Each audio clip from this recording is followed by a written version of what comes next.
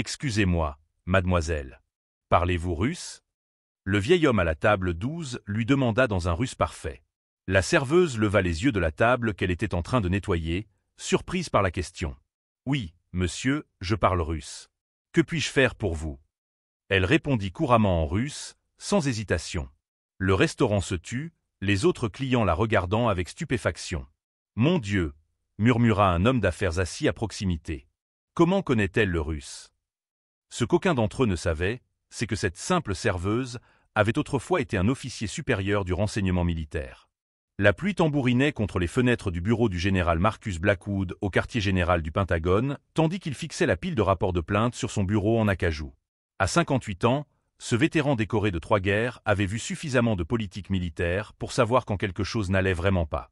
Une autre demande de transfert de Fort Harrison, annonça son assistant en posant un nouveau dossier sur la pile qui ne cessait de grandir. Cela fait 12 soldats en 2 mois qui demandent à être immédiatement réaffectés hors de l'unité du capitaine Blackwood.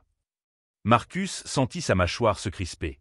Le capitaine Ethan Blackwood n'était pas n'importe quel officier, c'était son fils. Que disent-ils exactement?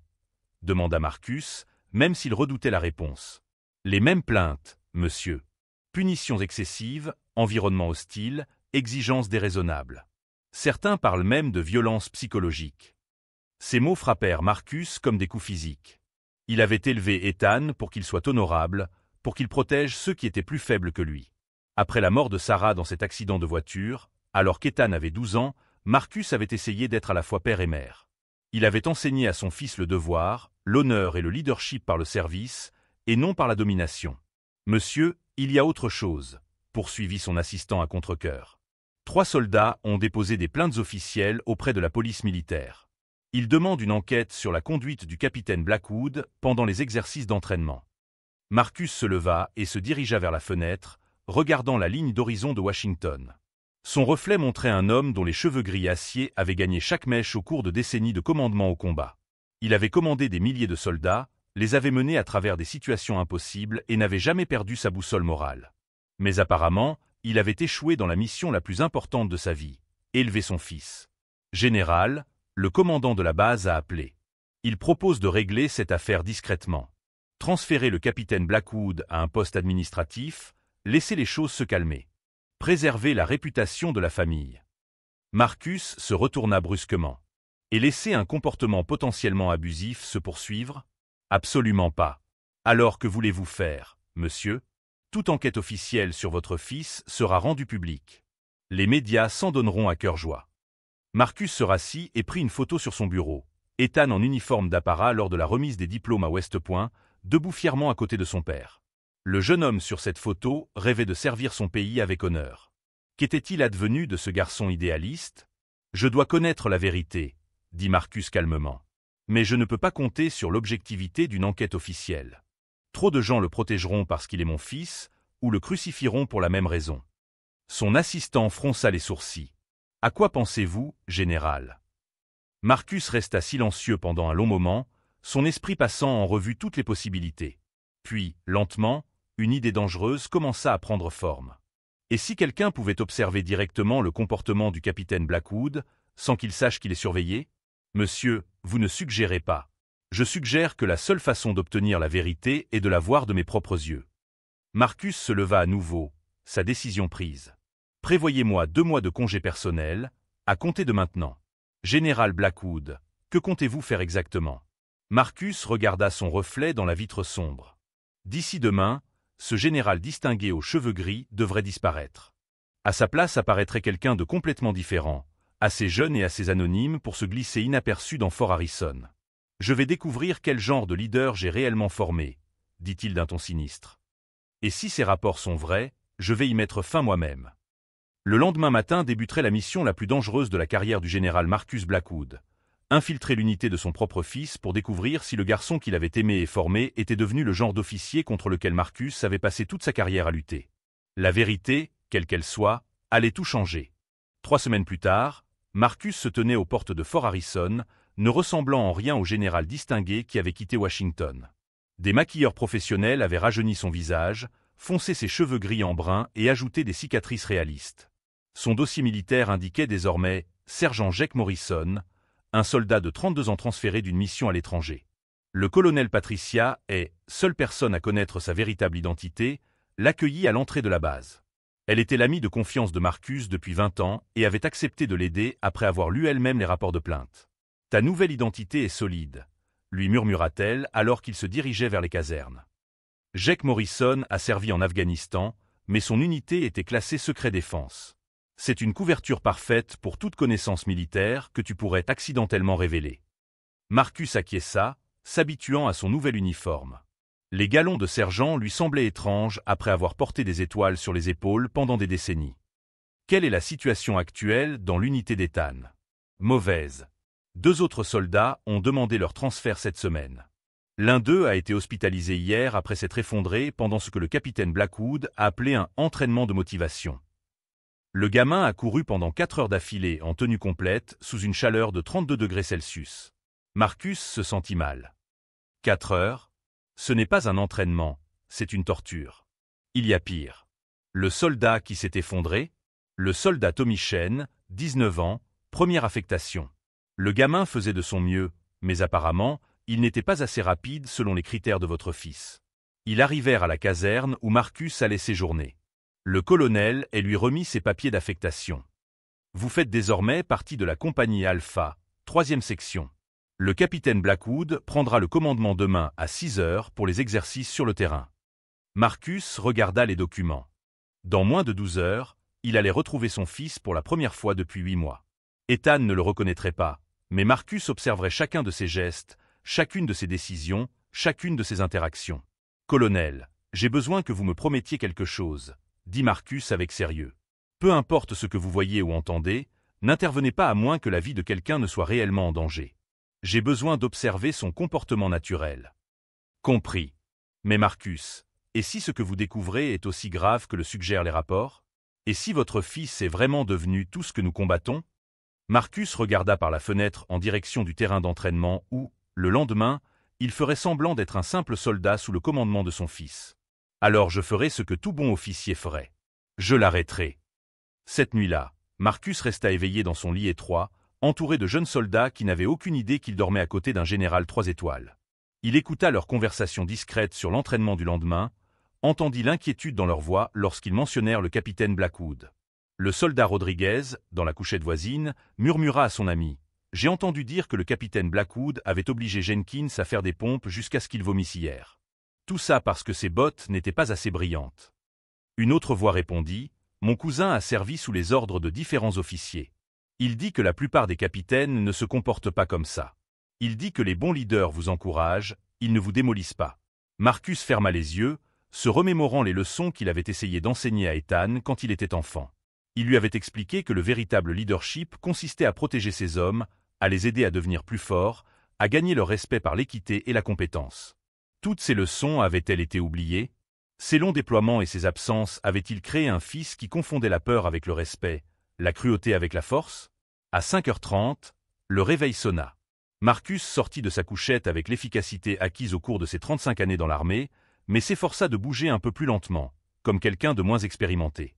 Alors qu'il enfilait son uniforme de combat standard, Marcus aperçut son reflet dans le petit miroir. L'homme qui le regardait était un étranger, plus jeune, marqué par les cicatrices, anonyme. Un camouflage parfait pour la mission de reconnaissance la plus importante de sa vie. Dans 1 heure, il allait rencontrer le capitaine Ethan Blackwood et découvrir quel genre d'homme était devenu son fils. La vérité l'attendait sur le terrain d'entraînement. À 6 heures pile, le capitaine Ethan Blackwood entra d'un pas décidé sur le terrain d'entraînement. Marcus sentit son cœur s'arrêter. Le jeune homme qui se tenait devant lui ne ressemblait guère au fils dont il se souvenait. Le visage d'Ethan était désormais plus dur, son regard froid et calculateur balayait les soldats rassemblés. « Écoutez-moi, bande de vers !» cria Ethan. « Aujourd'hui, nous allons séparer les vrais soldats des imposteurs. Ceux qui ne suivent pas le rythme auront des tâches supplémentaires pendant 1 semaine. » Marcus observa attentivement son fils. À 28 ans, Ethan avait développé une carrure imposante, mais il y avait dans son expression quelque chose de méchant que Marcus n'avait jamais vu auparavant. « Sergent Morrison » appela Ethan en lisant sa liste. « Vous êtes le transfuge d'outre-mer. Vous pensez pouvoir supporter un entraînement sérieux, mon vieux ?» Marcus acquiesça respectueusement. « Oui, monsieur. Je suis prêt à servir. » C'est ce que nous allons voir. Le sourire d'Ethan était dépourvu de toute chaleur. Mettez-vous en rang avec les autres. Le premier exercice consiste en une course de 10 miles en tenue complète. Ceux qui seront à la traîne devront recommencer. Les soldats échangèrent des regards inquiets, mais personne n'osa prendre la parole. Marcus chargea son sac de 30 kilos sur ses épaules et prit place dans la formation, en veillant à rester au milieu du groupe. La course commença à un rythme effréné. Au bout de 3 kilomètres, plusieurs soldats avaient déjà du mal à suivre. Marcus aurait facilement pu mener le peloton. Son entraînement quotidien était plus exigeant que cela. Mais il ralentit délibérément son allure pour s'adapter aux soldats en difficulté. Le soldat Tommy Chen, âgé de 19 ans, qui avait été hospitalisé, avait clairement des difficultés. Il respirait difficilement et son visage était pâle, mais il continuait d'avancer. « Accélère le rythme, Chen !» cria Ethan depuis sa position dans une Jeep qui roulait à côté des coureurs. « Ma grand-mère pourrait aller plus vite que ça. » Marcus se rapprocha de Tommy et l'encouragea discrètement. « Garde un rythme régulier, fiston. Ne te brûle pas trop vite. » Mais Tommy trébucha et tomba lourdement, son sac lourd le déséquilibrant. Marcus s'arrêta immédiatement pour l'aider à se relever, aidé par 2 autres soldats. Ethan freina brusquement et sauta hors de la Jeep, le visage rouge de colère. « Ai-je dit à quelqu'un de s'arrêter » hurla-t-il. « Ai-je donné la permission pour cette petite opération de sauvetage ?»« Monsieur, » dit Marcus avec prudence, « le soldat Chen a juste besoin d'un moment pour. »« Je ne me souviens pas avoir demandé votre avis, sergent. » L'interrompit Ethan. « À terre et faites-moi 50 pompes. » Tout de suite. Marcus se laissa tomber au sol et commença à faire des pompes tandis qu'Ethan tournait son attention vers Tommy Chen. « Tu trouves ça difficile, Chen ? Tu penses que l'ennemi va attendre que tu reprennes ton souffle ?»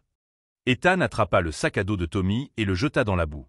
« Rampe jusqu'à ce sac et reviens. Sur le ventre. Ça t'apprendra peut-être à suivre le rythme. » Marcus regardait avec horreur son fils forcer un soldat visiblement épuisé à ramper dans la boue, tandis que les autres hommes étaient obligés de continuer à courir. Ce n'était pas un entraînement, c'était une humiliation. « Plus vite, Chen. Tu retardes les vrais soldats. » Ethan continuait de crier, tandis que Tommy se débattait dans la boue. Marcus termina ses pompes et rejoignit la formation de course, mais son esprit était en ébullition. Le fils qu'il avait élevé ne traiterait jamais un autre être humain de cette manière. Le garçon qui pleurait lorsqu'il marchait accidentellement sur des insectes écrasait désormais délibérément l'esprit d'un jeune soldat. Quand ils sont enfin revenus à la base après avoir couru 10 miles, Tommy Chen était couvert de boue et au bord de l'épuisement. Plusieurs autres soldats semblaient prêts à abandonner. Mais Ethan n'en avait pas fini. « Chen, comme tu n'as pas réussi à suivre le rythme, tu vas recommencer. Seul. Tout de suite. » Monsieur, intervint courageusement le soldat Rodriguez, le soldat Chen a parcouru toute la distance. Il pourrait peut-être. Rodriguez. Ethan se retourna brusquement. Puisque tu veux être le porte-parole de Chen, tu peux te joindre à lui. Vous deux, encore 10 miles. En tenue complète. Marcus regarda les 2 soldats épuisés se préparer pour une nouvelle course éprouvante tandis qu'Ethan se tenait les bras croisés, l'air satisfait. Ce soir-là, Marcus était assis dans le réfectoire avec les autres soldats, écoutant leur conversation discrète. L'atmosphère était tendue et empreinte de crainte. Ce n'étaient pas les troupes confiantes et motivées qu'il avait commandées tout au long de sa carrière. C'étaient des hommes brisés qui redoutaient chaque nouvelle journée sous le commandement d'Ethan. Le capitaine Blackwood était différent avant, murmura le sergent Williams, un soldat plus âgé qui avait servi sous les ordres d'Ethan pendant 2 ans. La première année n'était pas si terrible. Mais quelque chose a changé. Maintenant, il agit comme s'il nous détestait tous. Marcus sentit une profonde honte s'installer dans sa poitrine. À un moment donné, il avait échoué en tant que père. Les valeurs qu'il pensait avoir inculquées avaient été remplacées par la cruauté et l'abus de pouvoir. Son fils était devenu un tyran doté d'autorité, et Marcus n'avait aucune idée de la façon dont cela s'était produit. Cette nuit-là, Marcus resta éveillé dans sa couchette, incapable de chasser l'image des yeux froids de son fils. Il ferma les yeux et laissa son esprit vagabonder vers des temps meilleurs, à la recherche d'indices sur ce qui avait mal tourné. Ethan avait 8 ans lorsque Marcus l'avait emmené pour la première fois camper dans les Blue Ridge Mountains. Sarah était encore en vie à l'époque, et tous les 3 avaient passé un week-end parfait à faire de la randonnée et à pêcher ensemble. « Papa, pourquoi tu dois partir si souvent ?» avait demandé le petit Ethan alors qu'ils étaient assis près du feu de camp. « Parce que mon travail consiste à protéger les gens qui ne peuvent pas se protéger eux-mêmes, » avait expliqué Marcus. « C'est le rôle des soldats. Nous servons les autres, pas nous-mêmes. Ethan avait acquiescé sérieusement, son jeune visage plein d'admiration. Je veux être comme toi quand je serai grand. Marcus se souvenait avoir ressenti une grande fierté, certain qu'il élevait un fils qui rendrait le monde meilleur. Puis vint cet horrible coup de téléphone en 2007. Marcus était déployé en Irak lorsque l'aumônier de la base l'avait trouvé dans sa tente. La voiture de Sarah avait heurté une plaque de verglas alors qu'elle rentrait de la pièce de théâtre d'Ethan. Elle était morte sur le coup. Ethan, alors âgé de 12 ans, attendait à la maison le retour de ses deux parents. Marcus avait obtenu un congé d'urgence et avait pris l'avion pour rentrer chez lui, où il avait trouvé son fils assis seul dans la maison vide, toujours vêtu de son costume de la pièce de théâtre. Ethan n'avait pas parlé depuis 3 jours. « Où étais-tu » demanda finalement Ethan lorsque Marcus tenta de le serrer dans ses bras. « Maman avait dit que tu serais à ma pièce. » Marcus sentit cette vieille culpabilité lui déchirer la poitrine. Il avait manqué tant de moments importants, anniversaires, matchs, événements scolaires, tout cela à cause de son service militaire. Sarah l'avait toujours couvert, trouvant des excuses, aidant Ethan à comprendre pourquoi papa n'était pas là. Maintenant qu'elle était partie, il n'y avait plus personne pour expliquer pourquoi Marcus avait choisi l'armée plutôt que sa famille. Après les funérailles, Marcus a essayé d'être à la fois mère et père. Il préparait les repas, aidait à faire les devoirs, assistait à tous les événements scolaires possibles. Mais ses déploiements se sont poursuivis. Afghanistan, Syrie, mission classifiée qui l'éloignait pendant des mois. Ethan a commencé à se battre à l'école. Les enseignants ont signalé son comportement agressif. Le garçon doux qui sauvait les oiseaux blessés devenait colérique et violent. Il se comporte ainsi parce qu'il se sent abandonné, a expliqué le conseiller scolaire lors d'une réunion. Les enfants ont besoin de cohérence. Ils ont besoin de savoir que leurs parents seront là. Mais Marcus était un soldat de carrière. L'armée était sa vie, son identité. Il se disait qu'il servait son pays, protégeait la liberté et rendait le monde plus sûr pour l'avenir de son fils. Quand Ethan a eu 18 ans, il a annoncé qu'il s'engageait dans l'armée. « Hors de question », a déclaré Marcus fermement lors d'un de leurs rares appels téléphoniques. « Je veux que tu ailles à l'université, que tu fasses des études, que tu aies le choix. »« Pourquoi » a rétorqué Ethan. « Pour que je puisse être comme toi. Toujours absent, préférant des étrangers à ma famille ? Mon fils, ce n'est pas juste. Tout ce que j'ai fait, c'était pour toi et ta mère. Maman est morte, papa. Et tu n'étais pas là quand elle avait besoin de toi non plus. » Ces mots le blessèrent profondément, car ils étaient en partie vrais. Marcus avait été déployé lorsque Sarah était tombée malade, l'année précédant l'accident. Elle avait caché ses problèmes de santé, ne voulant pas l'inquiéter alors qu'il se trouvait en zone de combat. Ethan s'était engagé malgré les objections de Marcus. Au début, Marcus était secrètement fier quand Ethan excellait à l'entraînement de base et à l'école d'officier. Peut-être que le garçon trouverait le même sens à sa vie qui avait motivé Marcus toute sa vie. Mais quelque chose avait mal tourné en cours de route. Au lieu d'apprendre à servir les autres, Ethan avait appris à les dominer. Au lieu de protéger les faibles, il les écrasait. Marcus se retourna dans sa couchette étroite, écoutant la respiration calme des jeunes soldats autour de lui. Ces garçons lui rappelaient Ethan à leur âge, enthousiaste, plein d'espoir, désireux de servir une cause plus grande qu'eux-mêmes. L'absence de Marcus avait-elle créé un fils qui confondait pouvoir et force ? Le fait d'avoir grandi sans guidance constante avait-il transformé Ethan en tout ce que Marcus combattait ? Le soldat chêne était dans la couchette en face de lui, toujours éveillé, fixant le plafond. L'uniforme du jeune soldat, porté pendant l'entraînement de la journée, était encore humide de la boue dans laquelle Ethan l'avait forcé à ramper. Marcus repensa à toutes les fois où il avait dit à d'autres officiers que le leadership consistait à prendre soin de ses hommes. Il avait bâti toute sa carrière sur la conviction qu'un bon commandant gagnait le respect par son équité et sa compétence, et non par la peur et l'intimidation. D'une manière ou d'une autre, son propre fils avait appris la leçon inverse. Demain apporterait davantage d'entraînement, davantage d'occasions d'observer le comportement d'Ethan. Marcus avait besoin de comprendre non seulement ce que son fils était devenu, mais aussi pourquoi. Ce n'est qu'alors qu'il pourrait trouver un moyen d'y mettre fin. Le garçon qu'il avait élevé était toujours là, quelque part. Marcus devait y croire, car l'alternative était trop douloureuse à accepter. À eu cours des jours suivants, Marcus gagna peu à peu la confiance de ses camarades soldats. En tant que sergent Morrison, il était plus âgé et plus expérimenté que la plupart d'entre eux, ce qui incitait naturellement les jeunes soldats à se tourner vers lui pour obtenir des conseils. Pendant les conversations dans le réfectoire, il écoutait attentivement leurs récits sur leurs expériences sous le commandement du capitaine Blackwood. « Hier, il m'a fait nettoyer toute la caserne avec une brosse à dents », raconta tranquillement le soldat Rodriguez à la table. Il a dit que ma couchette n'était pas assez bien faite. Ça m'a pris 8 heures. La soldate Sarah Martinez, seule femme du peloton, avait l'air épuisée tandis qu'elle picorait dans son assiette. Il m'assigne des doubles gardes chaque semaine. Il dit que les femmes doivent travailler 2 fois plus dur pour prouver qu'elles ont leur place ici. Marcus sentit la colère monter en lui, mais garda un visage impassible. Depuis combien de temps cela dure-t-il? Environ 6 mois, répondit le sergent Williams. Ça a commencé progressivement. Au début, c'était juste des exigences élevées. Puis c'est devenu personnel. Maintenant, nous marchons tous sur des œufs, de peur de commettre la moindre erreur. J'ai entendu dire que le père du capitaine Blackwood est un général important, murmura un autre soldat. C'est peut-être pour ça que personne ne l'arrête. Marcus faillit s'étouffer avec son café, mais réussit à cacher sa réaction. Son père? Oui, le général Marcus Blackwood. Un héros de guerre, dit-on. Il pense probablement que son fils ne peut pas faire de mal. L'ironie était amère. Ces soldats pensaient que Marcus protégerait le comportement de son fils, alors qu'en réalité, Marcus risquait tout pour y mettre fin. Pendant l'entraînement au maniement des armes de l'après-midi, Marcus regarda Ethan humilier à nouveau le soldat chêne.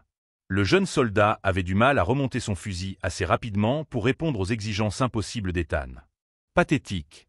cria Ethan. « Au combat, cette hésitation coûte la vie à des gens. À terre et fais-moi sans pompe. » Alors que Tommy se laissait tomber au sol, Marcus s'avança. « Monsieur, je pourrais peut-être aider le soldat chêne à améliorer sa technique. J'ai appris quelques astuces à l'étranger. » Ethan eut l'air méfiant. « Quel genre d'astuces, sergent ?» Marcus démontra une méthode d'assemblage plus rapide qu'il avait apprise lors de son premier déploiement, des décennies auparavant. La technique était efficace et pratique, quelque chose que seul un soldat expérimenté pouvait connaître. « Où avez-vous servi exactement, Morrison ?» demanda Ethan en plissant les yeux. « En Afghanistan, monsieur. Dans les forces spéciales.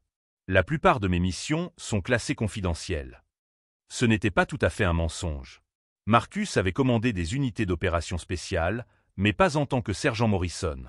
Son histoire de couverture était conçue pour expliquer toute connaissance avancée qu'il pourrait accidentellement révéler. Après l'entraînement, le soldat Martinez s'approcha de Marcus en privé. « Sergent Morrison, puis-je vous poser une question ?»« Bien sûr. Est-ce normal, la façon dont le capitaine Blackwood nous traite? Je veux dire, vous avez servi sous les ordres d'autres officiers. Sont-ils tous comme ça ?» Marcus choisit ses mots avec soin. « Non, soldat. Les bons officiers vous poussent à vous améliorer, mais ils ne vous démolissent pas. Les vrais leaders renforcent la confiance, ils ne la détruisent pas. » Les yeux de Sarah se remplirent de larmes. « Je pensais que c'était peut-être juste moi, que je n'étais peut-être pas assez forte pour ça. »« Écoutez-moi, » dit Marcus fermement. « Le problème ne vient ni de vous ni des autres soldats. Un bon commandant gagne le respect par son équité et sa compétence, et non par la peur et l'intimidation. » Au cours de la semaine suivante, d'autres soldats se sont confiés à Marcus. Ils lui ont raconté des histoires qui l'ont mis hors de lui. Tommy Chêne a révélé qu'Ethan l'avait forcé à courir jusqu'à ce qu'il vomisse, puis l'avait obligé à nettoyer son propre vomi sous les yeux des autres soldats. Le soldat Davis lui a raconté qu'il avait été enfermé dans un placard à fournitures pendant 4 heures pour avoir posé une question pendant un briefing. Rodriguez a décrit avoir dû faire des pompes sous la pluie pendant 2 heures parce que son salut n'était pas assez net. Chaque histoire dressait le même tableau. Ethan avait créé une atmosphère de terreur où les soldats avaient peur de s'exprimer, peur de faire des erreurs, peur de montrer la moindre faiblesse. « Pourquoi personne ne signale cela ?» a demandé Marcus lors d'une conversation tard dans la nuit. Williams a secoué la tête. « À qui le signalerions-nous? Le capitaine Blackwood a des relations. Son père est général. Et honnêtement, sergent, nous ne sommes que de simples soldats. Qui nous croira plutôt qu'un officier? » Marcus a senti le poids de la responsabilité peser sur ses épaules. Ces jeunes gens n'avaient aucune idée que le général qu'il craignait de protéger son fils était en fait assis juste à côté d'eux, déguisé et déterminé à les aider. Pendant les exercices de combat, Marcus commença à démontrer subtilement les techniques de leadership qu'il avait apprises au cours de 3 décennies de commandement. Il montra aux soldats comment travailler en équipe, comment se soutenir mutuellement, comment résoudre les problèmes ensemble au lieu de se faire concurrence. La différence était remarquable. Lorsque les soldats se sentaient soutenus plutôt que menacés, leur performance s'améliorait considérablement. Ils commencèrent à s'entraider au lieu de se soucier uniquement d'éviter les sanctions. Ethan remarqua le changement et ne l'apprécia pas. Morrison, l'interpella-t-il après un exercice particulièrement réussi. Vous semblez avoir beaucoup d'opinions sur le leadership. J'essaie simplement d'aider l'unité à réussir, monsieur, répondit Marcus avec prudence. Peut-être pensez-vous en savoir plus que votre commandant. La question resta en suspens, comme un défi. Marcus regarda son fils droit dans les yeux, ces yeux qu'il avait autrefois embrassés avant de lui souhaiter bonne nuit, ces yeux qu'il avait appris à voir le bon côté des gens. Non, monsieur, répondit Marcus calmement. Je crois simplement que les bons soldats sont plus performants lorsqu'ils font confiance à leur chef. Au cours de sa 3e semaine d'infiltration, Marcus découvrit que les abus d'Ethan allaient bien au-delà de méthodes d'entraînement sévères. Alors qu'il rangeait du matériel dans la salle des fournitures, il surprit une conversation qui lui retourna l'estomac. « Il manque encore des munitions », chuchota le sergent Williams au soldat Rodriguez. « C'est la 3e fois ce mois-ci. »« Tu penses que le capitaine Blackwood les vend ?» demanda Rodriguez nerveusement. « Baisse la voix. »« Mais oui, il paraît qu'il a des contacts qui paient cher pour du matériel militaire. Des lunettes de vision nocturne, des radios, même des pièces d'armes. » Marcus fit semblant de se concentrer sur sa feuille d'inventaire tout en écoutant attentivement. Son fils n'était pas seulement un chef abusif, il volait l'armée et vendait du matériel appartenant au peuple américain. Plus tard dans la soirée, Marcus vit Ethan rencontrer un civil près de la clôture de la base. L'homme tendit une enveloppe à Ethan, qui lui remit un sac de voyage. L'échange dura moins de 30 secondes, mais Marcus reconnut qu'il s'agissait d'un trafic de drogue ou d'une transaction de biens volés. Le lendemain apporta des révélations encore pires. Le soldat Chen s'approcha de Marcus pendant la pause déjeuner, l'air désespéré. « Sergent Morrison, puis-je vous poser une question privée ? Qu'y a-t-il, Tommy ? Le capitaine Blackwood dit que si je veux éviter les punitions supplémentaires, je peux lui verser $50 par semaine. Il dit que c'est comme une assurance contre les pires missions. » Marcus sentit la rage monter en lui. « Il te demande de l'argent ? Pas seulement moi. La plupart des gars le paient. On appelle ça la taxe de survie. Si tu ne paies pas, tu es pris pour cible pour tout. Tâches supplémentaires, missions impossibles, humiliation publique. Depuis combien de temps ça dure ? Environ 4 mois. Ça a commencé petit, avec $20. Mais ils n'arrêtent pas d'augmenter le prix. Certains gars empruntent de l'argent juste pour suivre. » Marcus fit un rapide calcul mental. Avec 20 soldats dans la section, Ethan collectait environ $1000 par semaine en pots de vin. Cela représentait plus de $50 000 par an de revenus illégaux. Tommy, c'est de l'extorsion. Aucun officier n'a le droit d'exiger de l'argent à des soldats enrôlés. Je sais que c'est mal, mais quel autre choix avons-nous ? Ceux qui ont refusé de payer ont été mutés aux tâches les plus pénibles de la base. Certains ont été sanctionnés pour de fausses infractions qui pourraient nuire à leur carrière militaire. Cet après-midi-là, Marcus fut témoin du système de corruption mis en place par Ethan. Lors de l'inspection du matériel, Ethan trouva à redire à l'équipement du soldat Martinez. « Ce fusil est sale, Martinez. C'est une infraction grave. » Sarah avait l'air perplexe. « Monsieur, je l'ai nettoyé ce matin. J'ai suivi toutes les procédures. »« Vous me contredisez, soldat. » La voix d'Ethan est devenue menaçante. « Non, monsieur, mais je. Présentez-vous pour votre punition. Nettoyage de la cuisine pendant 1 semaine. » Alors que Sarah s'éloignait, l'air abattu, Ethan l'a interpellé. « Bien sûr, si vous vous engagez davantage pour le moral de l'unité, je ne remarquerai peut-être pas les petites infractions. » Le message était clair. Payer le pot de vin ou subir des punitions constantes. Marcus commença à documenter tout ce dont il était témoin. Il nota mentalement les dates, les montants et les incidents spécifiques. Les preuves étaient accablantes, mais il devait faire attention à la manière dont il recueillait les informations sans compromettre sa couverture. Pendant son service de nuit, il surprit Ethan au téléphone avec quelqu'un. « Oui, je peux vous fournir 10 fusils supplémentaires d'ici vendredi. Même prix que la dernière fois. Assurez-vous simplement que les numéros de série soient effacés avant de les vendre. » Marcus se sentit mal. Son fils ne se contentait pas de vendre des surplus, il fournissait des armes à des criminels. Cela allait au-delà de la corruption militaire et risquait d'armer des personnes dangereuses en dehors de l'armée. La conversation se poursuivit. « Je me fiche de ce que tu en fais. Prépare juste mon argent. Et n'oublie pas, si quelqu'un te pose des questions, tu ne m'as jamais vu. » Marcus comprit qu'Ethan avait mis en place tout un réseau criminel en utilisant sa position militaire. Il volait du matériel, extorquait des soldats et vendait probablement des armes à des gangs ou à d'autres criminels. Le lendemain matin, le soldat Davis prit Marcus à part pendant la formation matinale. « Sergent Morrison, J'ai besoin d'un conseil. Ma femme est enceinte et nous avons des difficultés financières. Le capitaine Blackwood dit qu'il peut m'obtenir des tâches moins pénibles, mais cela me coûtera $100 d'avance. Davis, ne lui donnez rien. Ce qu'il fait est illégal. Mais monsieur, et s'il se venge? Je ne peux pas me permettre de perdre ce travail. Ma femme a besoin d'une couverture médicale. Marcus comprit la situation impossible dans laquelle se trouvaient ces jeunes soldats. Ils n'avaient pas les moyens de payer les pots de vin d'Ethan, mais ils ne pouvaient pas non plus se permettre de refuser. Leur famille dépendait de leurs revenus et avantages militaires.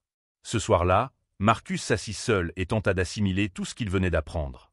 Son fils était devenu tout ce que Marcus méprisait, un fonctionnaire corrompu qui abusait de son pouvoir pour exploiter les personnes qu'il était censé protéger. Le garçon qui donnait autrefois son argent de poche au refuge pour sans-abri volait désormais ses propres soldats. L'adolescent qui pleurait devant les films traitant d'injustice créait désormais lui-même de l'injustice chaque jour.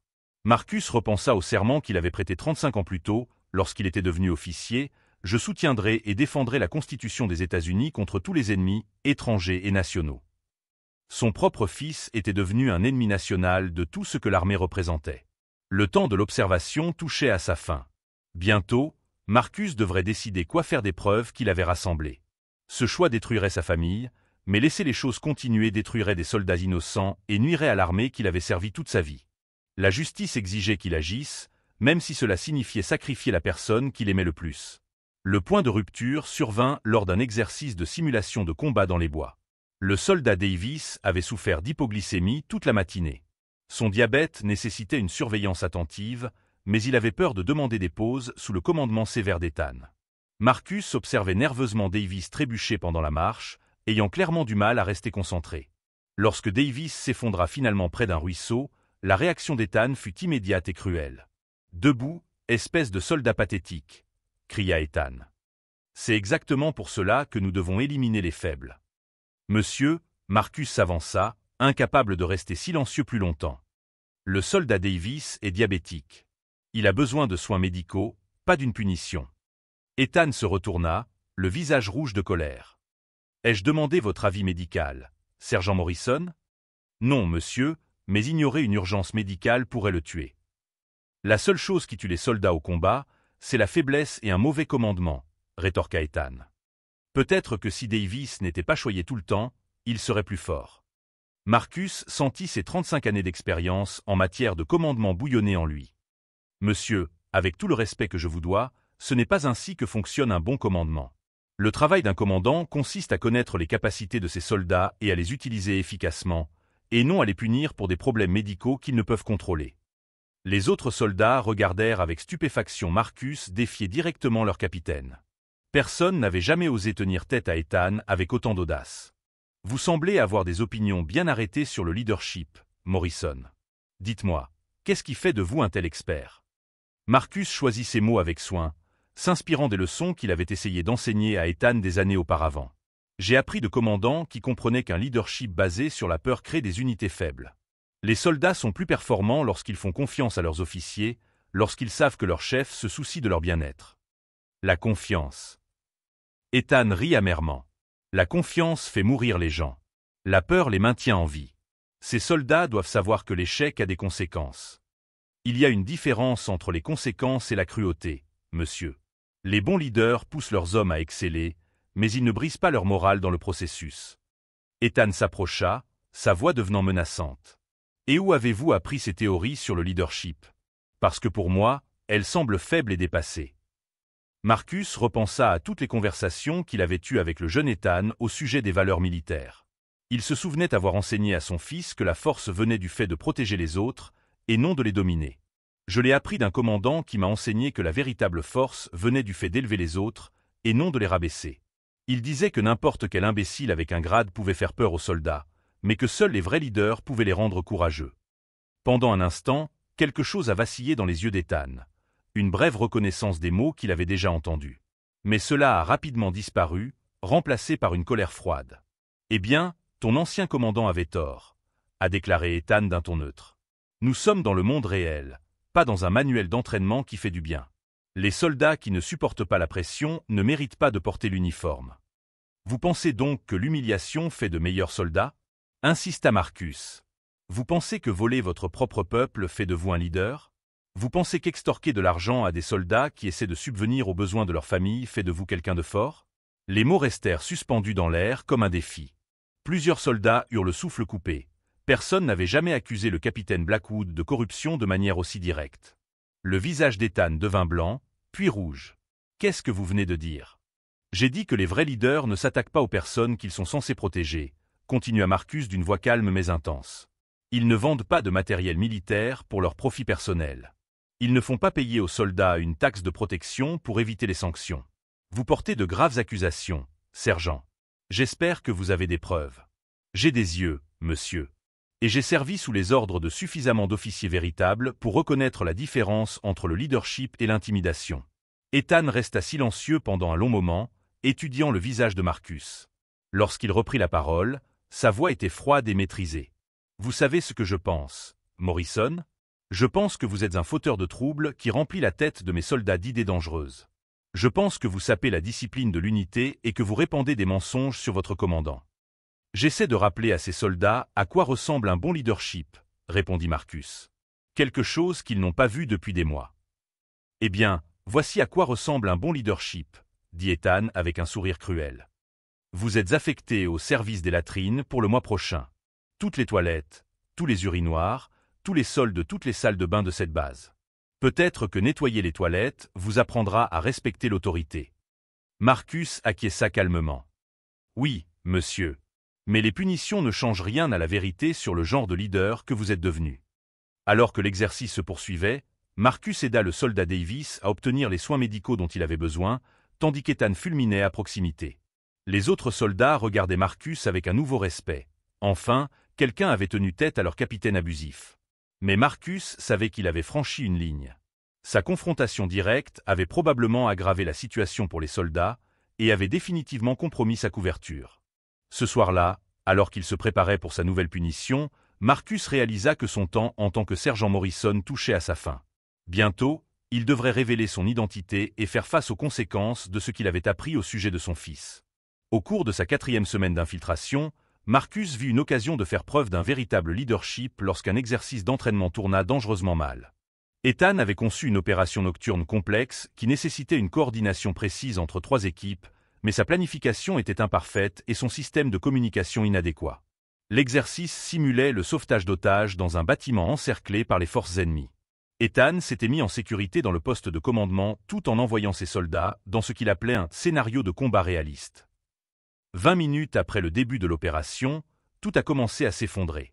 L'équipe Alpha a perdu le contact radio. L'équipe Bravo a été immobilisée par des tirs ennemis simulés. L'équipe Charlie, qui comprenait les soldats Chen et Martinez, s'est retrouvée piégée au 2e étage sans voie d'évacuation claire. Depuis son poste de nettoyage des latrines à proximité, Marcus pouvait entendre le chaos qui s'installait. À travers la fenêtre des toilettes, il observait Ethan dans le poste de commandement, l'air confus et en colère, alors que son exercice mal planifié devenait incontrôlable. « Où diable est l'équipe Alpha » cria Ethan dans sa radio. « Équipe Charlie, bougez-vous le cul. C'est pathétique. » Marcus s'essuya les mains et sortit, sachant qu'il ne pouvait pas rester là à regarder des soldats se blesser à cause de l'incompétence de son fils. Ses années d'expérience au combat lui permettaient de comprendre exactement ce qui n'allait pas et comment y remédier. Il trouva le sergent Williams en train de coordonner l'exercice depuis le rez-de-chaussée. « Sergent, quelle est la situation? » « C'est le chaos, Morrison. Le plan du capitaine Blackwood ne fonctionne pas. Les équipes sont perdues, la communication est coupée, et il se contente de crier sur tout le monde au lieu de résoudre les problèmes. » Marcus examina le plan du bâtiment et évalua rapidement la situation tactique. Ses décennies d'expérience dans les opérations de combat réel lui donnaient une solution évidente. « Williams, rassemblez l'équipe Bravo et suivez-moi.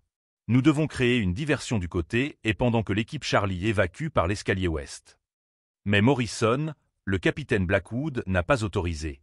« L'exercice échoue parce que le plan était mauvais dès le départ, » l'interrompit Marcus. « Ces soldats comptent sur nous pour les sortir de là sains et saufs. » Sans attendre l'autorisation officielle, Marcus prit la direction des opérations de sauvetage. Il utilisa des signaux manuels pour coordonner les mouvements de l'équipe Bravo, créa une diversion efficace qui détourna les tirs ennemis simulés des soldats piégés et établit un itinéraire d'évacuation clair. En moins de 15 minutes, toutes les équipes furent extraites et regroupées en toute sécurité. L'exercice, qui avait été un désastre sous la direction d'Ethan, devint un exemple parfait de coordination tactique réussie sous la direction de Marcus. Les soldats étaient stupéfaits. Ils n'avaient jamais vu un commandement aussi calme et compétent en situation de crise. « Comment saviez-vous exactement quoi faire » demanda le soldat Rodriguez. « L'expérience » répondit simplement Marcus. « Le combat réel vous apprend à vous adapter lorsque les plans ne fonctionnent pas. » Mais Ethan était furieux. Il sortit en trombe du poste de commandement et confronta Marcus devant toute l'unité. « Qui vous a donné la permission de prendre le contrôle de mon exercice » demanda Ethan. « Personne, monsieur. Mais l'opération échouait et les soldats étaient en danger. » En danger? C'était une simulation, idiot. Personne n'était réellement en danger. Marcus regarda son fils droit dans les yeux. « Monsieur, avec tout le respect que je vous dois, le leadership ne consiste pas à suivre un script. Il s'agit de s'adapter aux circonstances et de protéger ses hommes, même pendant l'entraînement. »« Vous avez sapé mon autorité devant toute l'unité, » s'écria Ethan. « J'ai empêché un accident d'entraînement qui aurait pu blesser quelqu'un, » répondit calmement Marcus. « Les bons leaders se soucient davantage des résultats que de leur ego. » Les autres soldats observaient cette confrontation avec fascination. Pour la première fois, ils voyaient leur capitaine contesté par quelqu'un qui en savait clairement plus qu'eux sur les tactiques militaires et le leadership. « Tu te crois si intelligent, Morrison ?» La voix d'Ethan était remplie de rage. « Tu penses en savoir plus que ton commandant. » Marcus marqua une pause, réalisant que c'était le moment de vérité. Il pouvait reculer et préserver sa couverture, ou continuer à faire preuve du type de leadership que ses soldats méritaient de voir. « Je pense connaître la différence entre un bon et un mauvais leadership, » dit Marcus calmement. « Je pense savoir que les vrais commandants gagnent le respect par leurs compétences et non par l'intimidation. » « Oh, vraiment? Et qu'est-ce qui fait de vous un tel expert en matière de commandement ?» Marcus regarda les jeunes soldats qui observaient cette confrontation. Il méritait de voir à quoi ressemblait un bon leadership, même si le révéler mettrait fin à sa mission. « Parce que je commande des soldats depuis plus longtemps que vous n'êtes en vie, » répondit Marcus, sa voix empreinte de l'autorité acquise au cours de 3 décennies de service militaire. « Parce que j'ai mené des hommes au combat, pas seulement lors d'exercices d'entraînement. Parce que je sais que le leadership consiste à servir ses soldats, pas à les utiliser. » Pendant un instant, quelque chose dans le ton et l'attitude de Marcus fit taire tout le monde. Même Ethan semblait reconnaître qu'il avait affaire à quelqu'un qui avait une réelle autorité et une grande expérience. « Vous n'êtes qu'un vieux sergent qui se prend pour un grand, » finit par dire Ethan, mais sa voix n'avait plus son assurance habituelle. Marcus sourit tristement. Son fils n'avait aucune idée qu'il avait devant lui le général le plus décoré de l'armée moderne, un homme qui avait reçu 3 Purple Hearts et mené avec succès des opérations sur 3 continents. Le test ultime était terminé. Marcus avait démontré tout ce qu'Ethan n'était pas. Une compétence calme, un souci sincère pour ses soldats et la capacité de s'adapter et de réussir sous pression. Venait maintenant la partie la plus difficile, révéler la vérité. Le lendemain matin, le colonel convoqua toute la base pour une formation spéciale. Marcus savait que le moment était venu de mettre fin à sa mission d'infiltration. Il avait rassemblé toutes les preuves dont il avait besoin, et sa confrontation avec Ethan la veille au soir rendait impossible la poursuite de sa mission. Alors que les soldats se rassemblaient en grande tenue, Marcus se tint en formation avec la compagnie Alpha, 3e section. Ethan prit place devant la section des officiers, toujours en colère à cause des événements de la veille. Le colonel monta à la tribune, l'air grave. « Mesdames et messieurs, nous avons aujourd'hui une situation particulière qui requiert votre attention. Depuis 1 mois, cette base fait l'objet d'une enquête. » Un murmure parcourut les rangs. Marcus sentit son cœur battre à tout rompre à l'approche du moment de vérité. L'enquête portait sur des signalements de fautes professionnelles, d'abus d'autorité et de corruption potentielle au sein de notre structure de commandement, a poursuivi le colonel. Pour mener cette enquête correctement, nous avions besoin d'un observateur infiltré qui puisse observer les comportements sans les influencer. Ethan a pâli en comprenant ce qui se passait. Cet observateur se trouvait parmi vous depuis 4 semaines, documentant tout ce dont il était témoin. Sergent Jake Morrison, veuillez vous avancer. Marcus sortit du rang et s'avança, sentant tous les regards de la base posés sur lui. Il s'arrêta devant le colonel et se mit au garde à vous. Sergent Morrison, dit-elle d'une voix suffisamment forte pour que tout le monde l'entende, veuillez retirer votre déguisement et révéler votre véritable identité. Marcus leva la main et retira le bonnet brun qu'il portait tous les jours, révélant ses cheveux gris naturels. Il essuya le maquillage qui avait vieilli son visage, dévoilant les traits distingués qui étaient apparus dans les magazines militaires et les journaux télévisés. Les exclamations des soldats rassemblés résonnèrent dans toute la place d'armes. « Mesdames et messieurs, annonça le colonel, je vous présente le général Marcus Blackwood, de l'armée américaine, décoré de 3 Purple Hearts, vétéran de 3 guerres et l'un des officiers les plus décorés de l'histoire militaire moderne. » Le silence était total et choquant. Tous les soldats de la base connaissaient ce nom. Le général Blackwood était une légende, un héros dont le génie tactique avait sauvé des milliers de vies au combat. Marcus regarda directement son fils, qui se tenait figé, horrifié et incrédule. Le visage d'Ethan passa par toutes les étapes. Choc, reconnaissance, puis humiliation totale lorsqu'il réalisa que son propre père observait son comportement depuis des semaines. « Au cours du mois dernier, dit Marcus d'une voix qui porta à travers toute la formation, j'ai été témoin d'un comportement contraire à tout ce que représente l'armée américaine. J'ai vu des soldats maltraités, humiliés et extorqués par ceux qui devraient les protéger. Le soldat Chen, le soldat Martinez et les autres soldats avec lesquels Marcus s'était lié d'amitié avaient l'air stupéfaits. L'homme qui avait nettoyé les toilettes à leur côté, qui leur avait offert réconfort et conseil, était en fait le général le plus célèbre de l'armée. J'ai des preuves documentées de corruption, de vol de biens militaires et d'abus systématiques à l'encontre du personnel enrôlé, poursuivit Marcus. Ces crimes ont été commis par un officier qui a oublié que le leadership signifie servir et non dominer. Tous les regards se tournèrent vers Ethan, qui resta paralysé tandis que son monde s'écroulait autour de lui. Ses collègues officiers s'éloignèrent de lui, ne voulant pas être associés au scandale qui allait éclater. « Capitaine Ethan Blackwood, dit Marcus d'une voix lourde de déception, vous êtes par la présente relevé de vos fonctions dans l'attente d'une enquête militaire approfondie. Vous devez vous présenter immédiatement au prévôt. » Le père et le fils se regardèrent fixement à travers le terrain de parade. Marcus vit de la peur, de la honte et une supplication désespérée dans les yeux d'Ethan, mais aussi autre chose, une lueur du garçon qui avait autrefois voulu être comme son père. « Général Blackwood, dit Ethan, la voix brisée, je peux vous expliquer. Je peux changer. S'il vous plaît, ne. Le temps des explications est révolu, répondit tristement Marcus. Le temps des changements aurait dû être il y a des mois, avant que vous ne trahissiez la confiance de tous les soldats sous votre commandement. Marcus se tourna vers l'ensemble de la formation. Ces courageux soldats, dit-il en désignant la compagnie Alpha, 3e section, ont fait preuve de courage chaque jour en continuant à servir malgré les abus qu'ils ont subis. Ils ont préservé leur honneur même lorsque leur chef a abandonné le sien. La soldate Martinez s'avança légèrement, les larmes aux yeux. Elle salua Marcus avec une précision parfaite. « Général, monsieur, merci d'avoir vu la vérité. » Un par un, les autres soldats avec lesquels Marcus avait servi commencèrent à le saluer. Le soldat Chen, qui avait été forcé de ramper dans la boue, se tenait aussi droit et fier que n'importe quel soldat que Marcus avait jamais commandé. L'ironie était totale et dévastatrice. Les soldats qui avaient été traités comme des moins que rien faisaient preuve de plus d'honneur et de discipline que l'officier qui les avait maltraités. Marcus leur rendit leur salut, sachant que ce moment allait tout changer. Sa famille était détruite, mais justice était enfin rendue. Le colonel s'avança. « Général Blackwood, l'armée vous est redevable pour avoir mis au jour cette situation. Votre sacrifice en acceptant cette mission ne sera pas oublié. » Marcus acquiesça, mais ses yeux restèrent fixés sur son fils, qui était maintenant escorté par la police militaire. Le garçon qu'il avait élevé avait disparu, remplacé par quelqu'un que Marcus ne reconnaissait pas. La révélation était complète, mais le véritable travail de reconstruction ne faisait que commencer. 3 heures après la révélation, Marcus était assis dans le bureau du colonel et confronté à la décision la plus difficile de sa carrière militaire. Des officiers supérieurs de Washington étaient arrivés par hélicoptère, et la réputation de l'armée était en jeu.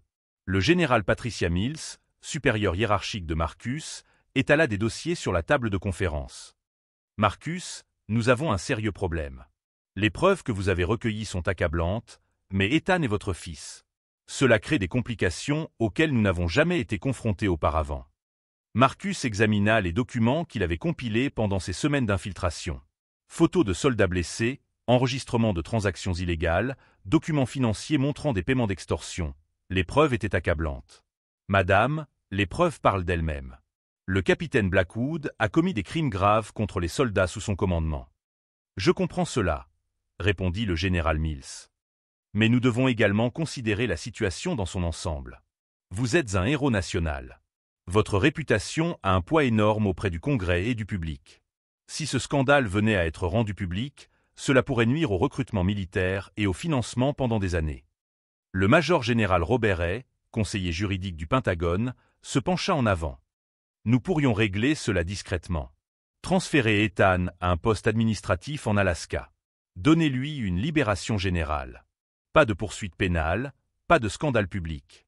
Le nom de votre famille restera intact. Marcus sentit la colère monter en lui. Et le soldat Chen, le soldat Martinez, tous les soldats qui ont souffert sous son commandement, on les oublie tout simplement? Marcus, soyez réaliste, dit doucement le général Mills. Un officier corrompu ne vaut pas la peine de nuire à toute la structure militaire. Pensez à votre héritage, à la réputation de votre famille. Marcus se leva et se dirigea vers la fenêtre, regardant la place d'armes où les soldats vaquaient à leurs tâches quotidiennes. C'étaient les personnes qu'il avait juré de protéger lorsqu'il était devenu officier, 35 ans auparavant.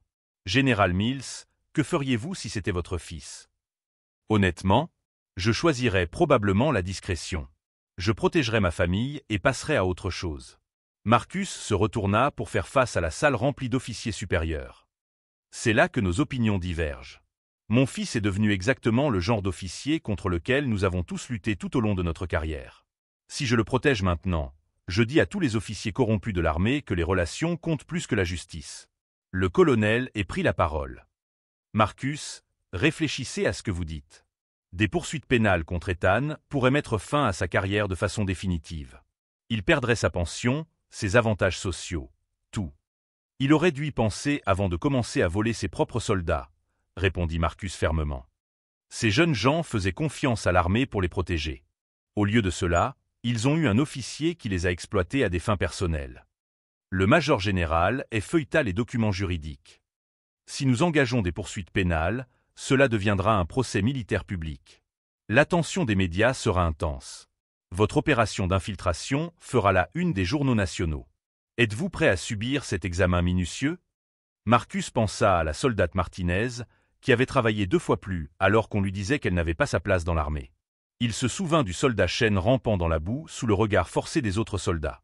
Il se souvint du soldat Davis, victime d'extorsion d'argent qu'il ne pouvait pas payer alors que sa femme enceinte l'attendait à la maison. Je suis prêt à assumer toutes les conséquences de mes actes, dit Marcus. Ces soldats méritent que justice soit faite, pas un nouveau camouflage de l'armée. Le général Mills poussa un profond soupir.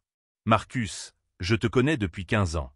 Tu es en train de sacrifier tes relations familiales pour des soldats que tu connais à peine. Je ne les sacrifie pas, corrigea Marcus.